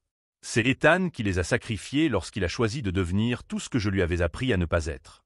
Mon travail consiste désormais à l'empêcher de détruire d'autres vies. La pièce resta silencieuse pendant plusieurs minutes. Finalement, le général Mills prit la parole. Si vous insistez pour porter plainte officiellement, nous soutiendrons votre décision. Mais comprenez que cela mettra probablement fin à toute chance de réconciliation avec votre fils. Marcus ressentit le poids de cette réalité, mais sa détermination ne faiblit pas. Peut-être que détruire notre relation est le prix à payer pour le sauver. Peut-être que faire face à de réelles conséquences est la seule chose qui puisse ramener l'homme que je pensais avoir élevé. Le colonel prit des notes dans son bloc-notes. Nous allons donc procéder à des accusations complètes? Abus d'autorité, vol de biens militaires, extorsion de personnel enrôlé? Oui, répondit Marcus fermement. Et je veux que les soldats de son unité sachent que leurs plaintes ont été entendues et prises au sérieux. Ils doivent comprendre que le système de justice militaire fonctionne réellement. Le major général rassembla ses papiers. Très bien, général Blackwood. Nous allons immédiatement entamer la procédure officielle. Le capitaine Ethan Blackwood sera traduit en cour martiale générale pour multiples violations du droit militaire. Alors que les autres officiers quittaient la pièce, le colonel resta en arrière. Marcus, êtes-vous sûr de votre décision? Une fois la procédure officielle engagée, il n'y aura plus de retour en arrière possible. Marcus regarda la photo sur son bureau. Le colonel avec ses propres enfants, tous brillants et honorables. Patricia, que feriez-vous si l'un de vos enfants faisait du mal à des innocents? Le protégeriez-vous ou l'arrêteriez-vous? J'aimerais penser que j'aurais votre courage, admit-elle. Mais honnêtement, je ne sais pas. Marcus rassembla ses dossiers de preuves et se dirigea vers la porte. Alors j'espère que tu n'auras jamais à le découvrir. La décision la plus difficile de sa vie était prise. Venait maintenant la partie encore plus difficile. Vivre avec les conséquences. Ce soir-là, Marcus roula 2 heures jusqu'au cimetière national d'Arlington, où sa femme Sarah avait été enterrée 15 ans plus tôt. Il avait besoin des conseils que seule elle pouvait lui donner, même si cela signifiait parler à une pierre tombale dans l'obscurité grandissante. Il s'agenouilla près de sa tombe et déposa des roses blanches fraîches sur la pierre tombale en marbre. Sarah Elizabeth Blackwood, épouse et mère bien-aimée, 1962 à 2009. L'inscription semblait trop petite pour rendre hommage à la femme qui avait été son ancrage pendant 20 ans. « Je ne sais pas si j'ai fait le bon choix aujourd'hui, » dit-il doucement. « Notre fils fait l'objet de poursuites pénales, et c'est moi qui l'ai mis dans cette situation. » Une brise fraîche soufflait sur le cimetière, faisant bruisser les feuilles des chênes voisins. Marcus n'avait jamais été croyant, mais c'était souvent dans ce lieu paisible qu'il sentait le plus fortement la présence de Sarah. Je n'arrête pas de me demander où nous avons échoué. Était-ce toutes ces missions? Était-ce le fait de t'avoir perdu alors qu'il était si jeune? Était-ce quelque chose que j'ai fait ou que je n'ai pas fait? Marcus se souvint de la dernière vraie conversation qu'il avait eue avec Sarah avant sa mort. Elle s'inquiétait pour Ethan, qui avait 15 ans et se battait à l'école. « Il est tout le temps en colère », avait-elle dit à Marcus lors d'un de leurs appels téléphoniques alors qu'il était déployé en Afghanistan. « Il se sent abandonné. Il pense que tu te soucies plus d'étrangers à l'étranger que de ta propre famille. »« Ce n'est pas vrai », avait protesté Marcus. « Tout ce que je fais, c'est pour toi et Ethan. »« Je le sais, et au fond, lui aussi le sait. Mais Marcus, il a besoin de toi ici. Pas seulement de ton argent ou de ta protection à distance. Il a besoin que son père soit présent dans sa vie quotidienne. » Marcus avait promis de demander à être affecté aux États-Unis afin d'être plus souvent à la maison. Mais Sarah est morte, et tout a changé. Ethan avait plus que jamais besoin de lui, mais Marcus s'est plongé encore plus dans son service militaire, utilisant son travail pour éviter d'affronter son chagrin. « J'ai été lâche », a admis Marcus devant la tombe de Sarah. « Je savais comment diriger des soldats au combat, mais je ne savais pas comment aider mon propre fils à surmonter la perte de sa mère. » Il repensa à l'adolescence d'Ethan après les funérailles de Sarah. Ethan l'appelait depuis des bases militaires partout dans le monde, cherchant désespérément des conseils sur l'école, ses amis, ou simplement parce qu'il se sentait perdu. Trop souvent, Marcus était en réunion ou en exercice d'entraînement, promettant de rappeler plus tard, mais ne trouvant jamais le temps de le faire. « Tu te souviens quand Ethan avait 8 ans et qu'il m'a demandé pourquoi je devais partir si souvent? Je lui ai répondu que c'était pour protéger les gens qui ne pouvaient pas se protéger eux-mêmes. Mais je ne l'ai jamais protégé de la perte de ses 2 parents. » Marcus sortit son téléphone et fit défiler de vieilles photos. Il y avait Ethan à 12 ans, fier dans son uniforme de la Little League, à côté d'un espace vide où Marcus aurait dû se trouver. Une autre photo montrait Ethan lors de la remise des diplômes du lycée, seul au milieu d'une foule de familles qui faisaient la fête ensemble. « Il a arrêté de m'appeler pendant sa dernière année de lycée », a poursuivi Marcus. « Je me suis dit qu'il devenait indépendant, mais en réalité, il avait simplement renoncé à avoir un père présent. » Le souvenir le plus douloureux était celui où Ethan lui avait annoncé sa décision de s'engager dans l'armée. Marcus servait en Syrie à l'époque, et leur conversation s'était déroulée via une connexion satellite de mauvaise qualité. « Je m'engage dans l'armée », avait déclaré Ethan sans émotion. « Mon fils, tu as d'autres options. Tes notes sont suffisantes pour aller à l'université. Tu pourrais. Comme toi qui as choisi l'armée plutôt que ta famille, jour après jour. Ethan, ce n'est pas juste. Mon service était pour. Ton service était pour tout le monde, sauf pour les personnes qui avaient le plus besoin de toi, l'avait interrompu Ethan. Peut-être que je te comprendrai mieux si je deviens soldat moi aussi. La conversation s'était mal terminée, le père et le fils étaient tous deux en colère et blessés. Marcus comprit alors qu'Ethan ne s'était pas engagé dans l'armée pour servir son pays, mais pour enfin obtenir l'attention et l'approbation de son père. « Sarah, je pense que c'est moi qui ai créé le monstre qu'il est devenu, » murmura Marcus. Il a appris que le pouvoir et l'autorité étaient plus importants que l'amour et la présence. Il l'a appris en me voyant choisir 1000 fois l'armée plutôt que ma famille. Marcus se leva et épousseta ses genoux. Le cimetière était presque vide à présent. Il n'y avait plus que lui et les souvenirs d'une époque meilleure où sa famille était encore unie. « Je ne sais pas si je peux le sauver, » dit-il à la pierre tombale. « Mais je sais que je ne peux pas le protéger des conséquences de ce qu'il est devenu. C'est peut-être la seule façon d'arrêter le cycle. » En retournant à sa voiture, Marcus pensa aux soldats avec lesquels il avait servi pendant sa mission d'infiltration. Des jeunes gens comme le soldat Chen et le soldat Martinez, qui lui rappelaient Ethan à leur âge, pleins d'espoir, dévoués, désireux de servir une cause plus grande qu'eux-mêmes. Ces soldats méritaient des chefs qui les protègent et les guident, et non qui les maltraitent et les exploitent. Si Marcus ne pouvait pas sauver son propre fils, il pouvait au moins les sauver, eux. Le trajet de retour vers la base lui donna le temps de réfléchir à la suite des événements.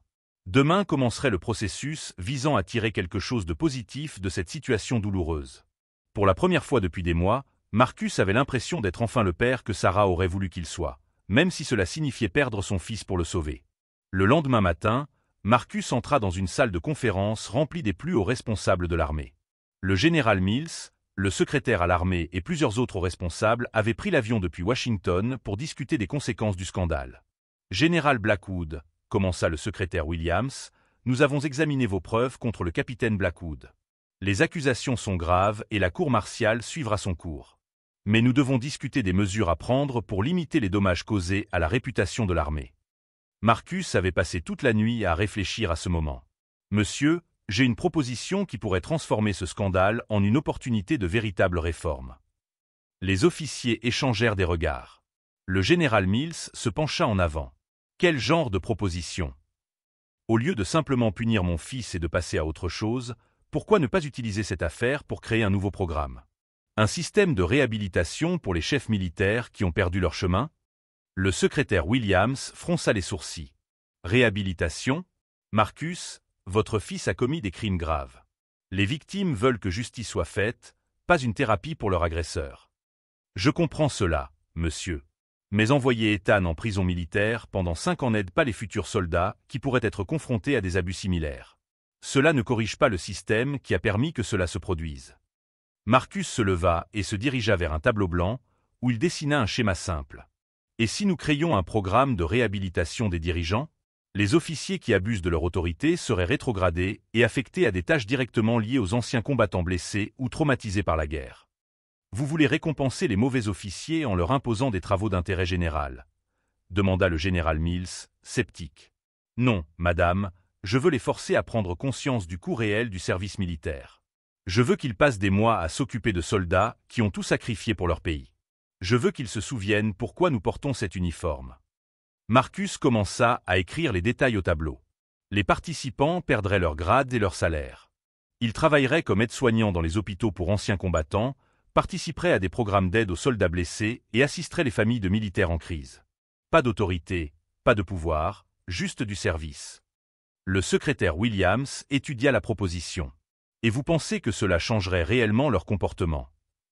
Monsieur, je pense que mon fils a oublié que le leadership signifie servir les autres et non les utiliser. S'il passe un an à aider des vétérans paralysés à réapprendre à marcher, peut-être se souviendra-t-il de ce qu'est un véritable sacrifice. Et qu'en est-il de la responsabilité? Demanda un autre fonctionnaire. Les soldats qui ont été maltraités veulent voir des conséquences réelles. Marcus acquiesça. Cela s'ajouterait aux sanctions pénales et ne les remplacerait pas. Les participants purgeraient leur peine devant la cour martiale, puis entreraient dans le programme de réhabilitation avant de reprendre un poste de commandement. Le général Mills prenait des notes. Comment empêcheriez-vous les participants au programme de se contenter de faire semblant sans réellement changer? Grâce à un suivi complet par des travailleurs sociaux et des psychologues. Des entretiens réguliers avec les vétérans qu'ils aident. Des évaluations de performance par les superviseurs du programme. Et surtout, des retours d'informations de la part des soldats qu'il commandait auparavant. Marcus se retourna vers l'Assemblée. Messieurs, nous avons l'occasion de montrer au peuple américain que l'armée prend au sérieux la corruption des dirigeants. Nous pouvons démontrer que nous nous engageons à mener une véritable réforme et pas seulement à infliger des sanctions. Le secrétaire Williams resta silencieux pendant plusieurs minutes, réfléchissant clairement aux implications. Général Blackwood, vous portez-vous volontaire pour superviser personnellement ce programme? Oui, monsieur. Je prendrai une retraite anticipée du service actif et je dirigerai le programme à plein temps. Je pense que je dois bien cela à l'armée après avoir échoué à empêcher le comportement de mon fils. Vous risqueriez votre réputation en vous associant à la réhabilitation plutôt qu'à la punition? Demanda le général Mills. Madame, ma réputation est déjà ternie par les actes de mon fils. Au moins, de cette façon, quelque chose de positif pourrait ressortir de l'échec de notre famille. La secrétaire se leva et se dirigea vers la fenêtre. Général, c'est sans précédent. Nous n'avons jamais essayé de réhabiliter des officiers violents. La plupart des gens diraient qu'ils ne méritent pas une seconde chance. Monsieur, la plupart des gens n'ont jamais vu ce que j'ai vu pendant ma mission d'infiltration. Ces soldats ont été brisés par la cruauté de leur chef. Mais ils ont continué à servir avec honneur malgré les abus. S'ils peuvent conserver leur intégrité dans de telles circonstances, Peut-être pouvons-nous trouver un moyen de restaurer l'intégrité des officiers qui les ont laissés tomber. Le général Mills semblait intrigué. Comment appelleriez-vous ce programme? Marcus y avait déjà réfléchi. L'Institut d'éthique du leadership militaire.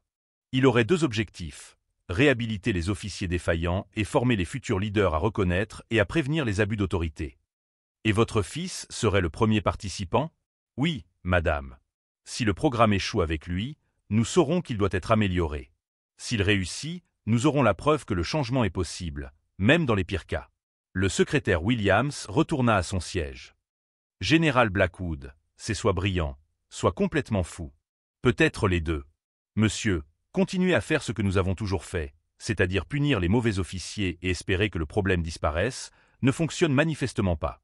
Il est peut-être temps d'essayer quelque chose de différent. La salle était silencieuse tandis que les responsables examinaient la proposition. Finalement, le secrétaire Williams prit la parole. Général, préparez un plan détaillé pour cet institut. Incluez les besoins en financement, les besoins en personnel et les objectifs mesurables. Si le concept est solide, nous serons peut-être prêts à l'essayer. Marcus ressentit une lueur d'espoir pour la première fois depuis des semaines. Merci, monsieur. Je ne vous décevrai pas. Vous feriez mieux, avertit le général Mills. Car si cela échoue, ce ne sera pas seulement la carrière de votre fils qui sera terminée. Ce sera aussi la vôtre. Marcus comprenait les enjeux, mais il comprenait également que c'était peut-être le seul moyen de sauver à la fois son fils et les soldats qui serviraient sous les ordres de futurs officiers comme lui. 6 mois après la cour martiale, Ethan Blackwood se tenait devant l'hôpital militaire Walter Reed, vêtu de l'uniforme de soldat de première classe. Ses galons de capitaine avaient disparu, ses privilèges lui avaient été retirés et son casier militaire était marqué à jamais par ses crimes.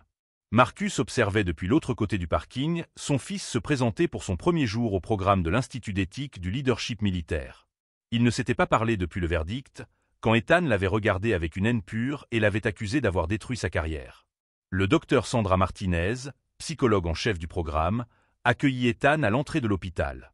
Ancienne officière de l'armée, elle avait quitté le service militaire après avoir été témoin de trop nombreux échecs de leadership comme celui d'Ethan. « Soldat Blackwood, dit-elle d'un ton formel, bienvenue dans votre programme de réadaptation. Au cours des 18 prochains mois, vous travaillerez directement avec des vétérans qui ont été blessés au service de leur pays. Votre travail consistera à les aider dans leurs tâches quotidiennes tout en apprenant ce que signifie réellement le service. » Le visage d'Ethan trahissait une colère à peine contenue. « Je sais ce que signifie le service. J'ai servi pendant 10 ans. » « Non, » répondit fermement le docteur Martinez, « vous avez conservé votre grade pendant 10 ans. Aujourd'hui, vous commencez à apprendre ce qu'est réellement le service. » Elle le conduisit à travers les couloirs de l'hôpital jusqu'à l'unité des lésions médulaires, où des dizaines de jeunes vétérans apprenaient à vivre avec un handicap permanent. Certains avaient perdu des membres à cause de bombes placées en bord de route. D'autres étaient paralysés par des balles de sniper. Tous avaient sacrifié plus qu'Ethan n'avait jamais donné. Votre première mission consiste à aider le sergent James Murphy dans sa rééducation physique, expliqua le docteur Martinez. Le sergent Murphy a perdu ses 2 jambes en Afghanistan il y a 3 ans. Il s'efforce de maîtriser son fauteuil roulant et d'apprendre à se déplacer de manière autonome. Ethan semblait mal à l'aise alors qu'il s'approchait de la chambre de Murphy.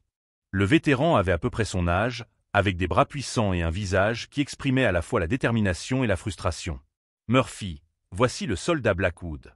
Il est ici pour vous aider dans vos séances de rééducation. » Murphy examina Ethan attentivement. « Vous êtes l'officier qui s'est fait virer pour avoir maltraité des soldats, n'est-ce pas? J'ai lu ça dans l'Army Times. » Ethan rougit. « J'ai commis des erreurs. » « Des erreurs. » La voix de Murphy était tranchante. « Vous avez volé vos propres hommes et les avez traités comme des moins que rien. Ce n'est pas une erreur, c'est un choix. » Le docteur Martinez intervint. « Le soldat Blackwood est ici pour tirer les leçons de ses échecs en aidant des vétérans qui comprennent ce qu'est le véritable sacrifice. Sergent Murphy, il vous assistera pendant les prochaines semaines. » Les premiers jours, Ethan fit son travail sans véritable engagement. Il aida Murphy à passer de son lit à son fauteuil roulant, l'assista dans ses exercices et accomplit d'autres tâches avec une réticence visible. Mais peu à peu, quelque chose commença à changer. Murphy travaillait incroyablement dur pour retrouver son indépendance malgré ses blessures. Il ne se plaignait jamais de la douleur, ne s'apitoyait jamais sur son sort, n'abandonnait jamais, même lorsque les exercices étaient épuisants et difficiles. « Pourquoi vous donnez-vous autant de mal? demanda Ethan un jour après une séance de thérapie particulièrement difficile. Murphy le regarda avec surprise. C'était la première question personnelle qu'Ethan lui posait. Parce que mes soldats sont toujours là-bas. Je ne peux plus les aider, mais je peux m'assurer de ne pas gaspiller le sacrifice qu'ils ont fait pour me ramener chez moi. Ethan resta silencieux pendant un moment. Que voulez-vous dire? 3 de mes hommes ont été tués dans la même explosion qui m'a coûté mes jambes. Ils sont morts en me protégeant, moi et notre interprète. Si j'abandonne maintenant, leur sacrifice n'aura servi à rien. Ce soir-là, Ethan resta tard pour aider Murphy à faire des exercices qui ne faisaient pas partie de ses tâches obligatoires. Marcus, qui surveillait le programme à distance, remarqua le changement dans le comportement de son fils. Au cours des semaines suivantes, Ethan commença à passer plus de temps avec les vétérans. Il écoutait leurs histoires, les aidait dans de petites tâches et commença peu à peu à comprendre la différence entre le véritable leadership et l'autorité dont il avait abusé. Un soir, il trouva le sergent Murphy en train de se débattre avec une lettre qu'il essayait d'écrire à la famille d'un de ses soldats morts au combat. « Je peux vous aider » proposa Ethan.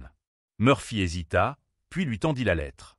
« J'essaie de leur dire que leur fils est mort en héros, mais je ne sais pas comment le formuler. » Ethan lut attentivement la lettre, puis leva les yeux vers Murphy. Qu'a-t-il fait d'héroïque? Il s'est jeté sur un engin explosif improvisé pour protéger une petite fille. Une enfant du coin qui jouait trop près de la route. Tommy Chen lui a sauvé la vie, mais a perdu la sienne. Ce nom frappa Ethan comme un coup physique. Tommy Chen, le même nom que le jeune soldat qu'il avait humilié pendant son commandement. C'était une autre personne, mais cela lui fit penser au soldat Chen qu'il avait maltraité, se demandant ce que ce soldat aurait pu accomplir si Ethan l'avait encouragé au lieu de le rabaisser. « Dites-leur, » dit Ethan doucement, que leur fils a choisi l'amour plutôt que la peur au moment où cela comptait le plus. Dites-leur qu'ils représentent tout ce qu'il y a de bon dans le métier de soldat.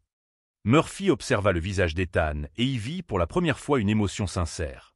Vous le pensez vraiment, n'est-ce pas? Oui, vraiment. Ethan fut surpris de réaliser qu'il le pensait vraiment. Ce soir-là, Ethan appela le docteur Martinez et lui demanda s'il pouvait faire des heures supplémentaires en plus de ses obligations professionnelles. Pour la première fois depuis son procès en cour martiale, il voulait aider plutôt que simplement remplir une obligation.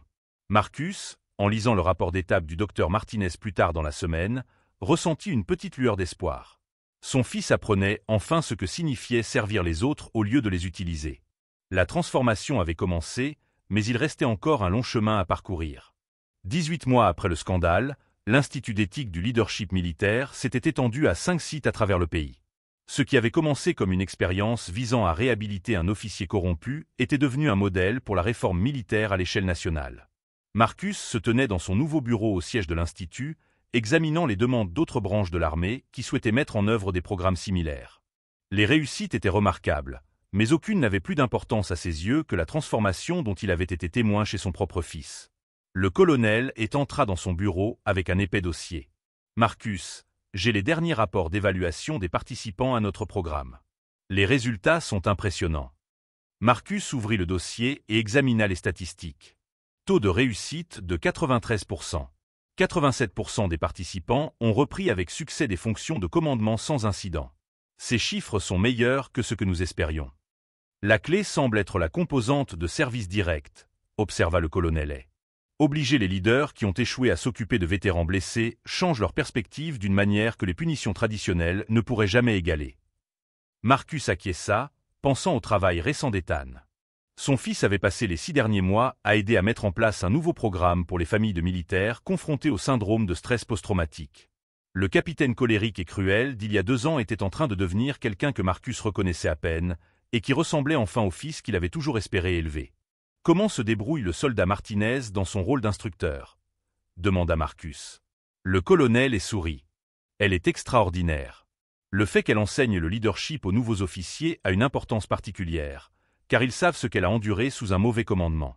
Son histoire prévient plus d'abus que n'importe quelle réglementation ne pourrait le faire. » Sarah Martinez était devenue l'une des enseignantes les plus efficaces de l'Institut. Son expérience directe des abus d'Ethan lui conférait une crédibilité unique lorsqu'elle formait les futurs officiers aux dommages que pouvait causer un mauvais commandement. Et les soldats de l'unité d'origine d'Ethan? Comment s'adaptent-ils?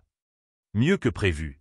Le soldat Chen a obtenu son diplôme universitaire et a été accepté à l'école de formation des officiers. Le soldat Rodriguez a été promu sergent et dirige sa propre escouade. Ils sont la preuve que de bons soldats peuvent se remettre d'un mauvais commandement s'ils bénéficient d'un soutien approprié. Marcus était fier de ces jeunes soldats qui avaient conservé leur intégrité malgré les abus subis. Ils représentaient le meilleur de ce que l'armée pouvait être lorsqu'elle était bien dirigée. Un coup à la porte interrompit leur conversation. Le docteur Martinez entra avec un rapport d'étape. « Général Blackwood, je voulais vous informer des derniers résultats de votre fils. » Marcus se raidit légèrement. Même après tous ces changements positifs, il s'inquiétait pour l'avenir à long terme d'Ethan. Comment va-t-il? Remarquablement bien. Il a demandé à prolonger sa participation au programme de 6 mois afin de travailler sur un projet de prévention du suicide chez les vétérans. Ce type d'engagement volontaire témoigne d'une véritable transformation. Est-il prêt à reprendre ses fonctions de commandement? Le docteur Martinez s'assit, choisissant ses mots avec soin. Général, votre fils ne sera plus jamais le même officier qu'avant. La personne qui pouvait maltraiter les soldats, comme il le faisait, n'existe plus. Mais la personne qu'il est en train de devenir pourrait être un leader encore meilleur, car il comprend le prix de l'échec. Marcus ressentit un mélange de soulagement et d'espoir. Que recommandez-vous? Une réintégration progressive. Commencez par le nommer lieutenant dans un rôle de soutien non combattant où il pourra démontrer son nouveau style de commandement. S'il réussit, envisagez de le promouvoir en fonction de ses performances et non de considérations politiques. Le colonel a ajouté. Plusieurs commandants de base ont spécifiquement demandé des diplômés de notre programme. Ils veulent des officiers qui comprennent ce qu'est un mauvais leadership et qui s'engagent à le prévenir. Marcus a regardé par la fenêtre le terrain d'entraînement où les nouveaux officiers apprenaient les principes du leadership éthique. L'Institut était devenu plus qu'un simple centre de réhabilitation. Il s'agissait désormais de prévention, d'enseigner aux futurs leaders à reconnaître et à éviter les erreurs qui détruisaient des carrières et blessaient des soldats. Et les audiences du Congrès le mois prochain? A demandé Marcus. Elle se passe bien, répondit le colonel. Le sénateur Williams souhaite augmenter le financement de l'Institut en raison de nos taux de réussite. Les comités militaires sont impressionnés par le fait que nous ayons trouvé un moyen de transformer les échecs en matière de leadership en moments d'apprentissage. Le docteur Martinez rassembla ses papiers. Général, il y a autre chose. Votre fils m'a demandé de vous remettre ceci. Elle tendit à Marcus une enveloppe sur laquelle était écrit son nom de la main d'Ethan. Marcus attendit d'être seul pour ouvrir la lettre. Les mots étaient simples mais puissants. « Papa, je sais que je ne pourrai jamais réparer le mal que j'ai causé à ces soldats ou à notre famille. Mais je veux que tu saches que travailler avec des vétérans blessés m'a appris ce que tu as essayé de m'enseigner il y a des années, que la véritable force vient du service rendu aux autres et non du contrôle que l'on exerce sur eux. Je ne te demande pas encore pardon, car je ne l'ai pas mérité. Mais je suis enfin en train de devenir le genre d'homme dont maman aurait été fière, et le genre de fils que tu méritais. Merci de m'avoir arrêté avant que je ne détruise d'autres vies. Ethan. » Marcus plia la lettre et la rangea dans le tiroir de son bureau, à côté de la photo de Sarah. Pour la première fois depuis des années, il se sentait comme un père accompli. Le succès de l'Institut avait dépassé toutes les attentes, mais la véritable victoire était personnelle. Son fils apprenait enfin ce que signifiait diriger avec honneur plutôt qu'avec la peur. Le système était en train de changer, un leader à la fois. 2 ans plus tard, Marcus se tenait à la tribune du campus principal du tout nouvel Institut d'éthique du leadership militaire. La cérémonie célébrait l'expansion nationale du programme et son départ officiel de l'armée active. Dans le public se trouvaient des dizaines d'officiers diplômés du programme de réhabilitation, dont le lieutenant Ethan Blackwood, qui commandait désormais une unité logistique avec des résultats exceptionnels. À côté de lui se trouvait l'ancienne soldate Sarah Martinez, désormais sous-lieutenant Martinez, qui était devenue l'une des instructrices en leadership les plus respectées de l'armée. Lorsque j'ai commencé cette aventure il y a 3 ans, a commencé Marcus dans son discours, je pensais mener une simple enquête sur un officier à problème.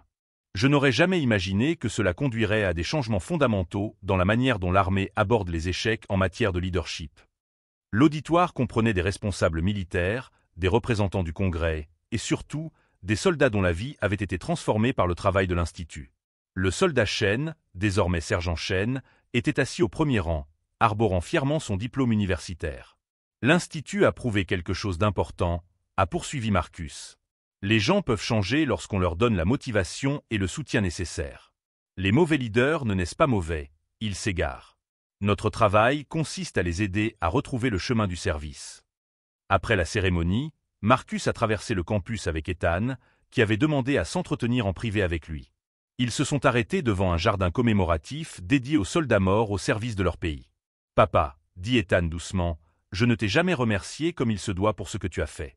Je t'ai détesté pendant des mois après la cour martiale, mais je comprends maintenant que tu m'as sauvé la vie. » Marcus regarda son fils, voyant l'homme qu'il était devenu plutôt que le garçon dont il se souvenait. « Tu t'es sauvé toi-même, Ethan. Je t'ai simplement donné l'occasion de le faire. Les soldats de ma nouvelle unité me font confiance parce qu'ils connaissent mon histoire, » expliqua Ethan. « Ils savent que je comprends ce qu'est un mauvais leadership, car j'en ai été coupable. Cette expérience fait de moi un meilleur officier que je n'aurais jamais pu l'être sans elle. » Ils passèrent devant les bâtiments d'entraînement où les futurs officiers apprenaient à prendre des décisions éthiques et à résoudre les conflits. Le programme comprenait désormais des cours obligatoires sur la reconnaissance et la prévention des abus de pouvoir. « Comment se débrouille le lieutenant Martinez en tant qu'instructrice » demanda Marcus. Ethan sourit. « Elle est incroyable. Stricte mais juste, exactement comme j'aurais dû être dès le début. Elle enseigne à partir de son expérience d'une manière que les manuels scolaires ne pourraient jamais égaler. » Ils arrivèrent à un banc surplombant le terrain d'entraînement principal où de jeunes officiers s'adonnaient à des exercices de consolidation d'équipe basés sur le soutien mutuel plutôt que sur la compétition et l'intimidation. « Papa, j'ai quelque chose à te dire, » dit Ethan. « Je me suis fiancé. » Marcus se retourna, surpris. « C'est une merveilleuse nouvelle. Parle-moi d'elle. » « Elle s'appelle Lisa. C'est une assistante sociale spécialisée dans l'aide aux familles de militaires. Nous nous sommes rencontrés lorsque je travaillais sur le projet de prévention du suicide chez les vétérans. Elle sait tout de mon passé et même malgré tout. » Marcus ressentit une profonde joie pour son fils. Comprend-elle les défis de la vie militaire? Mieux que la plupart des gens. Son père était sergent de carrière. Elle a grandi en comprenant le sens du devoir et du sacrifice, mais elle sait aussi que la famille ne doit jamais passer après le service. Ces mots avaient une signification particulière pour le père et le fils. Marcus réalisa qu'Ethan avait appris à trouver l'équilibre qu'il n'avait jamais réussi à atteindre lui-même. Comment servir son pays tout en restant présent pour les personnes qu'il aimait. Alors qu'il s'apprêtait à quitter le campus, Marcus s'arrêta à l'entrée principale de l'institut, où une plaque en bronze affichait la devise du programme. Le leadership par le service, la force par l'humilité. « Tu sais, » dit Marcus, « ta mère serait fière de nous deux. Non pas pour notre succès ou notre reconnaissance, mais parce que nous avons enfin compris ce qu'elle essayait de nous enseigner, donner la priorité à la famille. » Ethan acquiesça. « Je pense à elle tous les jours. Surtout quand je travaille avec des soldats en difficulté. J'essaie d'être le genre de leader qui l'aurait rendu fier. » 6 mois plus tard, Marcus accompagna son fils jusqu'à l'hôtel lors d'un petit mariage militaire. Le lieutenant Sarah Martinez faisait partie de la garde d'honneur et le sergent Chen lut un texte sur les secondes chances et la rédemption. La cérémonie s'est déroulée au cimetière national d'Arlington, près de la tombe de Sarah. Dans son discours de mariage, Ethan a remercié son père de lui avoir appris que la véritable force vient du fait d'admettre ses erreurs et de s'efforcer de les corriger. En regardant son fils danser avec sa nouvelle épouse, entouré de soldats dont la vie avait été transformée par le travail de l'Institut, Marcus a ressenti une paix qu'il n'avait pas connue depuis la mort de Sarah. L'héritage des Blackwood n'était plus défini par les exploits militaires d'un seul homme, mais par l'engagement d'une famille à transformer l'échec en rédemption. Le cycle des dirigeants défaillants avait été remplacé par un engagement à aider les autres à s'élever. Marcus regarda la pierre tombale de Sarah au loin et sourit. Finalement, leur fils était devenu l'homme qu'ils avaient tous deux rêvé qu'il puisse être.